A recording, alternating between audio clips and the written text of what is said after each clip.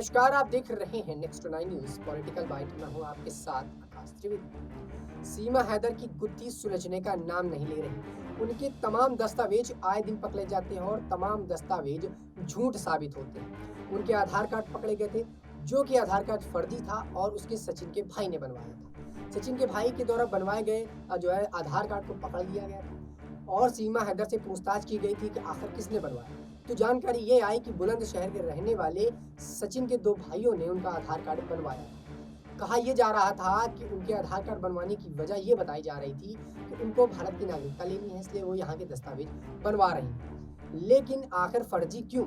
सीमा हैदर का नाम बदलने की जरूरत क्या थी? फर्जी आधार कार्ड बनाने की जरूरत क्या थी? इस पर एटीएस ने उनसे कड़ाई से सवाल पूछे हैं। वहीं इन सब के बीच पुलिस एटीएस को अब उनके 6 पासपोर्ट बरामद हुए हैं। मतलब कि सीमा हैदर एक पासपोर्ट नहीं बल्कि 6 पासपोर्ट बरामद हुए, जिसपे अलग अलग नाम लिखे हुए हैं और अलग अलग जानकारी दी गई है। एक में सीमा हैदर लिखा है और ऐसा कहा जा रहा है कि पाकिस्तान से नेपाल के रास्ते आई हैं, तो नेपाल में उनको सीमा हैदर के नाम से पासपोर्ट नहीं मिलता। दर्शकों, आपको बता दें कि पाकिस्तान से पहले वह दुबई गई थी और दुबई के बाद वह नेपाल आई और नेपाल में बस के द्वारा वो भारत में दाखिल हुई। सीमा हैदर के पास भारत आने का कोई वीजा नहीं था, इसलिए उन्होंने नेपाल का रास्ता चुना, क्योंकि पाकिस्तान से सीधा भारत आना नामुमकिन है बिना वीजा के। लेकिन उन्होंने नेपाल का रास्ता चुना और वो बाकायदा अपने बच्चों को लेकर नेपाल के रास्ते भारत में दाखिल हो गए। इन सब के बीच उनके जो आधार कार्ड बरामद हुए, उनके जो पासपोर्ट बरामद हुए, वो नकली साबित हुए। आपको बता दें कि सीमा हैदर ने यूपी पुलिस और सुरक्षा एजेंसियों ने पहली नहीं सुलझ रही। वो ये समझ नहीं पा रहे कि आखिर इतने पासपोर्ट, इतने आधार कार्ड इनके पास मिल कैसे रहे, कौन इनके आधार कार्ड बनवा रहा है और कौन इनके पासपोर्ट बना रहा है, जिसको लेकर कड़ाई से पूछताछ शुरू कर दी गई है। उनके 6 पासपोर्ट में से 2 में सीमा थे, हालांकि एक पर सीमा और दूसरे पर सीमा गुलाम हैदर नाम लिखा था। मतलब कि उनके कुछ पासपोर्ट में सीमा नाम लिखा है और कुछ पासपोर्ट में सीमा गुलाम हैदर, मतलब कि उनके पति का नाम भी इसी नाम पर शामिल है और ऐसा कहा जा रहा है कि इसी वजह से उनको यहाँ का वीजा नहीं मिल सकता था। वहीं आपको बता दें कि पुलिस ने इस संबंध में ठोस जानकारी नहीं दी है, लेकिन सीमा का कहना है कि नेपाल में सीमा हैदर के नाम से वीजा नहीं मिलता, इसीलिए दूसरा पासपोर्ट बनवाया था। मतलब कि सीमा के पास जो पहला पासपोर्ट था, और सीमा ये खुद बता रही हैं अब पुलिस एटीएस को कि उनको नेपाल पे इस नाम से वीजा नहीं मिलता, इसलिए उन्होंने दूसरा पासपोर्ट बनवाया था। 21 जुलाई को सुप्रीम कोर्ट के वकील एसपी सिंह ने सीमा की ओर से राष्ट्रपति के नाम दया याचिका दायर की थी। अब उन्होंने याचिका भी दायर करवाई थी कि दया याचिका की मुझ पर दया की जाए और मुझे भारत में रहने की अनुमति दी जाए।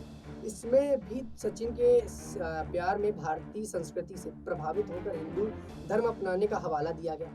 आपको बता दें दर्शकों की उस दया याचिका में ये कहा गया कि इस महिला ने मुस्लिम धर्म छोड़ के हिंदू धर्म अपना लिया है। इसकी दया याचिका लिखी गई थी और उस पर कहा गया था कि ये इनके साथ रहना चाहती है, इन्होंने हिंदू धर्म कबूल कर लिया है और उसको इकरार कर लिया है, इनको भारत में रहने दिया जाए। याचिका में उसे पाकिस्तान नहीं भेजने का और सचिन की पत्नी बताकर भारतीय नागरिकता की मांग की गई थी। दर्शकों, आप समझिए कि उनको जो दया याचिका दी गई थी उस पर ये लिखा गया कि ये अब हिंदुस्तानी महिला हो गई हैं, इन्होंने सचिन के साथ शादी कर ली, भारत की नागरिकता मांगने की मांग की गई और उन्होंने ये कहा कि ये हिंदू धर्म स्वीकार कर चुकी हैं, इसलिए इन्हें भारत की नागरिकता दे देनी चाहिए और इन्हें भारत में रहने की अनुमति दी जाए। इसको लेकर उन्होंने तमाम दया याचिका जारी की थी और तमाम रिपोर्ट सुप्रीम कोर्ट को सौंपी थी। वहीं आपको बता दें एजेंसियां चाहें तो पोलियोग्राफी और ब्रेन मैपिंग जैसे टेस्ट भी करवा सकती है सीमा हैदर की। ऐसा कहा भी गया था कि पोलियोग्राफी होगी, लेकिन अब ब्रेन टेस्ट की बात कही जा रही है कि ये भी कराया जा सकता है अगर बात सामने नहीं आती है तो। लोग उनसे बच्चों पर भी शक कर रहे हैं तो डीएनए करा लेना चाहिए। लेकिन पूर्व में अन्य विदेशियों की जिस तरह से नागरिकता दी गई, सीमा को सचिन की पत्नी होने के नाते नागरिकता देनी चाहिए। उनके वकील ने दावा ठोका है कि पिछले कई बार से ऐसा देखा गया है कि लोग बाहर से आते हैं और भारत में बसते हैं और उनको नागरिकता दी जाती है, तो आखिरकार सीमा को क्यों नहीं दी जा सकती? वो सचिन की पत्नी है और भारत में रहना चाहती है, तो उनको नागरिकता दे देनी चाहिए भारत में रहने की। ऐसी दया याचिका में तमाम बातें कही गई, लिखा गया और सुप्रीम कोर्ट को सौंपा गया। अभी तक सुप्रीम कोर्ट की तरफ से कोई आदेश नहीं आया है, लेकिन जल्द ही इस पर आदेश आ सकता है, ऐसे कयास लगाए जा रहे हैं।